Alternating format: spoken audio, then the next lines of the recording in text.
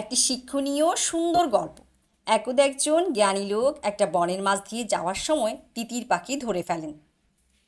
তিনি যখন ভাবছেন যে পাখিটি কীভাবে খাবেন, আগুনে জ্বলছে নাকি তরকারি রান্না করে, এমন সময় পাখিটি বলে ওঠে, তুমি তোমার এই জীবনে এত গোস্ত খেয়েছো, অথচ তোমার এই আমিষের আকুতি শেষ হয় না। তুমি যদি আমাকে মুক্ত করে দাও, আমি তোমাকে 3টি পরামর্শ দেব, যা তোমার জীবনকে সন্তোষ আর শান্তিতে ভরে দেবে।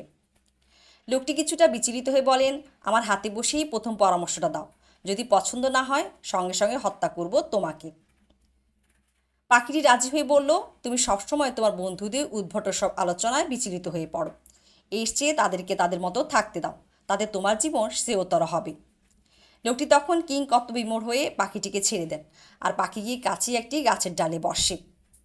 পাখিটি বা তার দ্বিতীয় পরামর্শের কথা বলে, অতীতকে কখনো পাল্টানো যায় না, সুতরাং বর্তমান মুহূর্তটিকে উপভোগ করো আর ভবিষ্যতের জন্য বাঁচো। যা হোক, বড় বোকামি করেছো তুমি। আমার পেটের মধ্যে 3 কেজি হীরা আছে, তুমি এটা পেরিয়ে তোমার 3 পুরুষ বসে খেতে পারতে।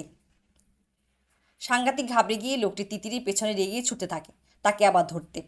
পাখি তখন জোরে জোরে বলে, আরে তুমি দেখছি আমার পরামর্শ একেবারেই শুনলে না। আমার নিজেরই ওজন যেখানে 2 কেজির বেশি নয়, আমার পেটে কী করে 3 কেজি হীরা থাকবে? তুমি দেখছি এখনও উদ্ভট আর বোধহীন কথায় প্রতিক্রিয়া দেখাচ্ছ। দ্বিতীয়ত, আমি এরই মাঝে তোমাকে ছেড়ে গেছি, তোমার জীবনে এখন আমি অতীতের বিষয়। পুরোপুরি স্তম্ভিত হয়ে লোকটি তখন 3য় পরামর্শের জন্য অনুরোধ করেন। তিতির পাখিটি বলে, শোনো, সবাইকে উপদেশ দিতে যেও না, শুধু তাদেরই উপদেশ দাও যারা সেটা শুনবে, মনে রাখবে। মনে রেখো, কিছু কাপড় এত ছিন্ন হয়ে যায় যার কখনো সেলাই করা যায় না।